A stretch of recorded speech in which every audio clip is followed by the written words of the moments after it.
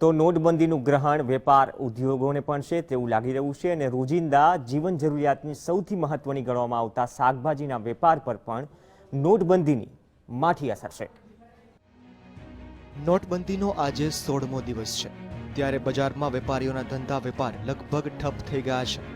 નોટબંધીના લીધે શાકભાજીનો વેપાર કરતા વેપારીઓ બેવડો માર સહન કરી રહ્યા છે।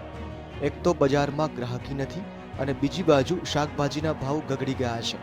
શિયાળાની સિઝન દરમિયાન જ્યારે બજારમાં શાકભાજીનો જથ્થો મોટી માત્રામાં આવતો હોય છે, ત્યારે ગ્રાહકોની શાકભાજીની ખરીદી પણ વધારે જોવા મળે છે, પણ નોટબંધી અને શાકભાજીના ભાવ ગગડીને 50% થઈ ગયા છે, જેથી શાકભાજીના વેપારીઓ ચિંતામાં મુકાયા છે। ત્યારે શાકભાજીના ભાવ પર નજર કરીએ તો ફ્લાવર ગોબી બેંગનનો પહેલાનો ભાવ 30 રૂપિયા કિલો તો અત્યારનો ભાવ 15 રૂપિયા કિલો છે। ભીંડાનો પહેલાનો ભાવ 60 રૂપિયા કિલો તો અત્યારનો ભાવ 30 રૂપિયા કિલો છે। રવૈયા વાલોરનો પહેલાનો ભાવ 40 રૂપિયા કિલો હતો તો અત્યારનો ભાવ 20 રૂપિયા કિલો છે।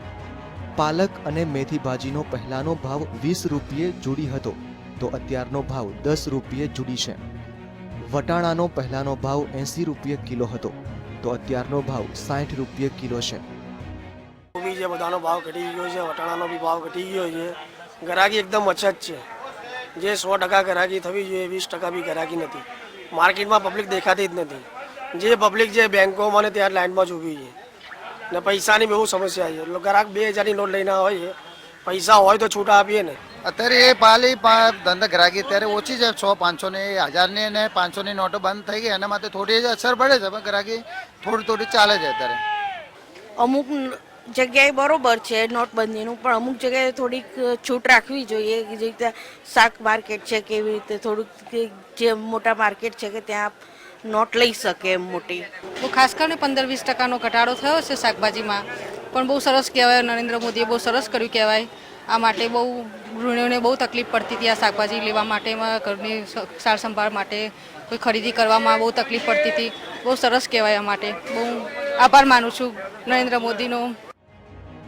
દર વર્ષે શિયાળાની સિઝનમાં શાકભાજીના વેપારીઓ સારો એવો નફો કમાતા હોય છે, પરંતુ આ વર્ષે નોટબંધીના કારણે ગ્રાહકોની સંખ્યા ઘટ્યા બાદ વેપારીઓને નુકસાન વેઠવાની સાથે શાકભાજી ફેંકવાનો વારો પણ આવી રહ્યો છે।